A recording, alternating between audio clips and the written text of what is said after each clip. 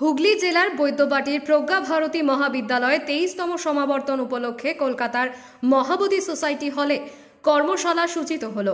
আজ স্বামী বিবেকানন্দের 161তম জন্মদিবসের শুভ সন্ধিক্ষণে হুগলি জেলার বৈদ্যবাটির প্রজ্ঞা ভারতী মহাবিদ্যালয়ের উদ্যোগে উপার্জনমুখী শিক্ষার মাধ্যমে কর্মসংস্থান ও সমাজে প্রতিষ্ঠা লাভ সূচনা করা হলো আজ কলকাতার মহাবোধি সোসাইটি হলে। এটা এক উল্লেখযোগ্য বেকার যুবক যুবতীর জন্য সারা বাংলা জেলা ভিত্তিক সচেতনতা কর্মশালার সূচনা হলো। সেখানে উল্লেখযোগ্যভাবে উপস্থিত ছিলেন কলকাতা হাইকোর্টের লয়ার থেকে শুরু করে সরকারি দপ্তরের আধিকারিকরাও।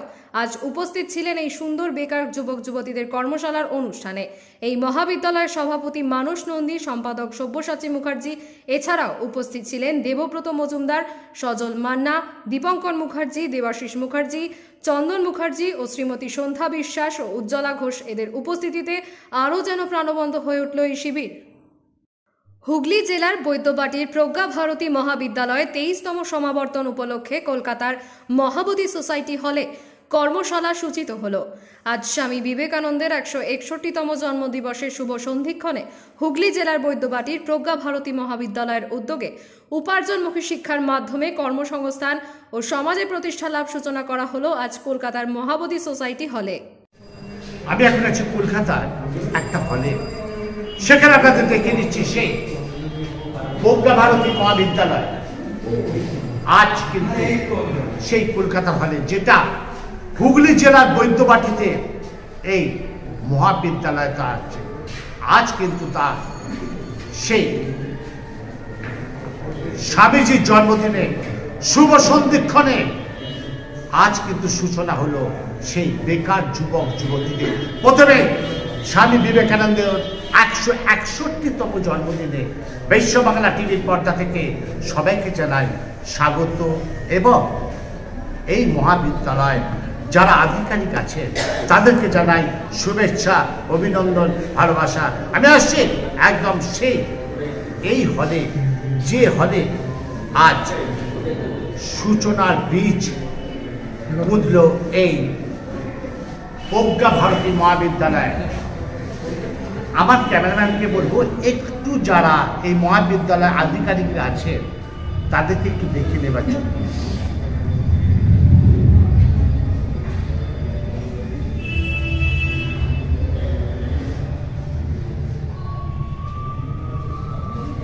আজ কিন্তু এই বীজ বপন করা হলো কলেজ স্ট্রিটে এই হলে, যেটা এই বিদ্যালয়টা হুগলি জেলার বৈদ্যবাটিতে আজ কিন্তু সেই বেকার যুবক যুবতীদের দিশা দেখাচ্ছে। কিন্তু এই মহাবিদ্যালয় যে দিশা দেখে তারা কিন্তু স্ট্যাবলিশড কেন, হাইলি স্ট্যাবলিশড হতে পারে। আর এই মহাবিদ্যালয় আধিকারিকরা তাদেরকে কিন্তু পথ দেখাবে। আপনারা দেখতে থাকুন, সঙ্গে থাকুন সে বিশ্ব বাংলা টিভির পর্দা থেকে। আমি আপনাদের সাথে অমল চ্যাটার্জি। স্যার, আজকে যে এই হলে, কলকাতার হলে, অর্থাৎ হুগলি জেলার যে প্রজ্ঞা ভারতী মহাবিদ্যালয় বহুমুখী, অর্থাৎ হুগলি জেলার বৈদ্যবাটি, এই বহুমুখী রাস্তা, অর্থাৎ মানে কিভাবে কাজ করা যায় সেই কর্মশালা আজ আপনারা শুরু করছেন এই কলকাতায়। কিন্তু তাদের কি কোনো সেই বেকার যুবকদের বা যুবতীদের কোনো জায়গায় কোনো মানে ইনস্টল করাতে পারবেন? অর্থাৎ তাদের সেই চাকরির জায়গাটায় যখন ওরা প্রশিক্ষণপ্রাপ্ত হয়ে যাবে তখন সেখানে কি আপনারা সেই সব ছেলেদেরকে আপনারা কি এন্ট্রি দিতে পারবেন? দেখুন, আপনাকে আমি প্রথমেই একটা জিনিসে একটু আপত্তি জানাচ্ছি। চাকরি শব্দটা, বাঙালি চাকর হয়ে থাকবে, নিজের মালিক নিজে হতে পারবে না, নিজের এমপ্লয়ার নিজে হতে পারবে না, এটি আমি বিশ্বাস করি। আপনি দুটো উদাহরণ আমি আপনাকে দিই। হাওড়ার আলামোহন দাস, যেটা আমাদের এই এলাকার ইন্ডাস্ট্রিয়াল এস্টেট ছিল, তিনি হারিকেনের কারখানা থেকে আরম্ভ করে এত বড় ইন্ডাস্ট্রি তৈরি করেছে। বীরেন মুখার্জি, ইস্কো, বার্নপুর স্টিল, সেটা তৈরি করেছে। বাঙালি শিল্পোদ্যোগী হতে পারে, বাঙালি ব্যবসায়ী হতে পারে। আপনি কলকাতায় দেখুন না, যতগুলো পরিবার আছে, সে নুন থেকে বরফ থেকে বিদেশ থেকে আমদানি করার থেকে শুরু করে একটা বিশাল ব্যবসা।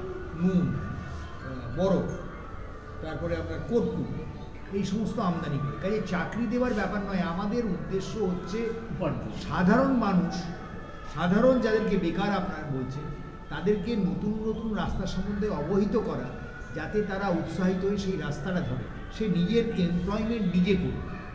কাউকে চাকরি দেওয়ার জন্য কোনো ব্যাপার নয় যে ভাই তুমি, তাদেরকে বলা ভাই তুমি এটা যদি করো, তোমার এটা পছন্দ নাহলে এটা, যেটা পছন্দ হবে এটা নিয়ে তুমি করলে, এইভাবে করে নিজের উপার্জনের রাস্তাটা তুমি খুঁজে পাবে। আর এই যে সচেতনতা শিবির, এ তো সবে ঘুম, এটা আস্তে আস্তে বড় হবে, মানুষের মধ্যে আস্তে আস্তে চারদিকে ছড়াবে। এটার একটা পুরোপুরি পরিপূর্ণ রূপ আপনি আস্তে আস্তে দেখতে পাবেন। একটা বাচ্চার পরিপূর্ণতা হয়ে জন্ম হতে 10 মাস সময়।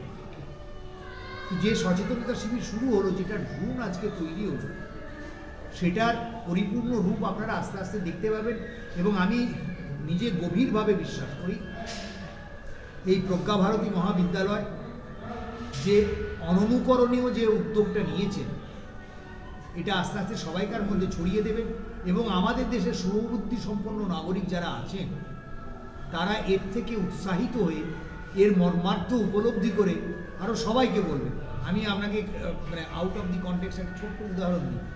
সিনেমার নাম আমি ভুলে গেছি, সালমান খান করছিল, যা বলে আমি খেয়াল করুন, শুধু একটা মানুষকে বলা হচ্ছে যে তুমি 3টে মানুষের উপকার করো।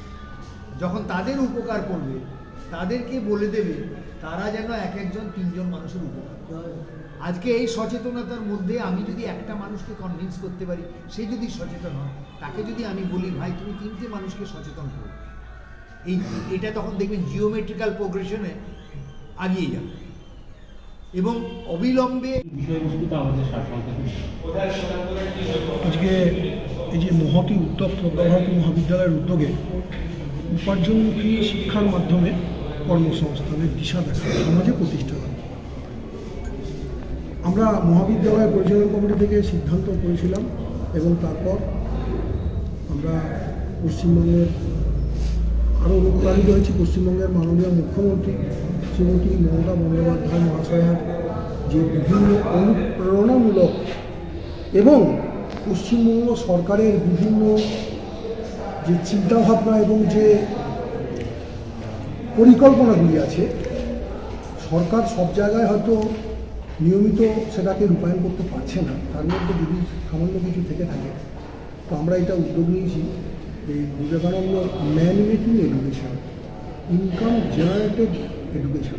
আমরা সংস্কৃতও পড়াই, বৃত্তিমূলক শিক্ষা পড়াচ্ছি, বিভিন্ন পাঠ্যক্রমও চলে, কিন্তু এটা একটা সম্পূর্ণ আলাদাভাবে যারা কেরিয়ার কাউন্সেলিং এরকম, মানে যারা স্কুল বিদ্যালয় ছুট অথবা বিদ্যালয় শেষ সমাপ্ত, কলেজ ছুট বা কলেজ সমাপ্ত, স্নাতকোত্তর, এরা যে সবাই তো সরকারি চাকরি করবে না, পেশা, স্বাধীন পেশা বা ব্যবসা, উদ্যোগ।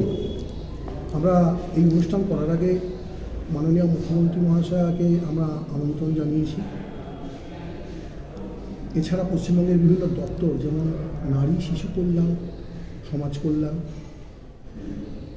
পশুপালন, সমবায়, কুটির ক্ষুদ্র শিল্প, প্রায় অনেকগুলি দপ্তরের সহযোগিতা নিয়ে আমরা বর্ষব্যাপী পশ্চিমবঙ্গের বিভিন্ন জেলায় একটা অ্যাওয়ারনেস ক্যাম্প, সচেতনতা আমরা করব, যে সরকারের সঙ্গে যুক্ত হয়ে সরকারের যে জেলা প্রশাসন তার যে সরকারের বিভিন্ন জেলা প্রশাসন আছে, আমাদের পশ্চিমবঙ্গ সরকারের যে বিভিন্ন কর্মকাণ্ড আছে সেগুলোকে তারা খোঁজখবর নেবে এবং আমরা আমাদের যে কেন্দ্র আমরা খুলেছি এই বিষয়ে সহযোগিতা করে দেবো। শুধুমাত্র আমরা তাদেরকে সহযোগিতা করে দেবো। মহাবিদ্যালয় থেকে, যেটা সত্যিকারে আশ্চর্যজনক এই কারণে যে মহাবিদ্যালয় একক প্রচেষ্টায় এই প্রচেষ্টা, আপনার বক্তব্য? আমার বক্তব্য হচ্ছে প্রথমেই একক প্রচেষ্টাকে সাধুবাদ জানাই, কারণ এটা ইউনিক। এখন এটা খুব প্রাসঙ্গিক, কারণ আমরা একটা যুব সন্ধিক্ষণে দাঁড়িয়ে আছি, যেখানে প্রথাগত শিক্ষার পরে একটা ডিজিটাল ওয়ার্ল্ডের সামনে চলে এসছে। প্রতিটা স্টেপে আমাদের ডিজিটাল ওয়ার্ল্ড লাগে। তা সেই ডিজিটাল ওয়ার্ল্ডের জায়গায় যদি আমরা এক্সপ্লোর করতে পারি, বিভিন্ন গ্রামেগঞ্জে গিয়ে তাদের অভাব অভিযোগ জেনে, তাদের কোথায় শর্টফল আছে সেগুলো জেনে প্রাসঙ্গিকভাবে কোনো শিক্ষা প্রতিষ্ঠানের সঙ্গে তারা যদি যুক্ত করতে পারে কমন পিপুলকে, তাহলে সেই সব শিক্ষা নিয়ে, যেটা ওয়েস্ট বেঙ্গল ইউনিভার্সিটি অফ টেকনোলজিতে প্রচুর কোর্স আছে এই ধরনের, তাহলে এখনকার দিনে যে প্রথাগত শিক্ষার সঙ্গে চাকরির যে গ্যাপ হয়ে গেছে সেটা অনেক সংকীর্ণ হয়ে যায়। সবাই হতে পারে, সম্ভব সম্ভব।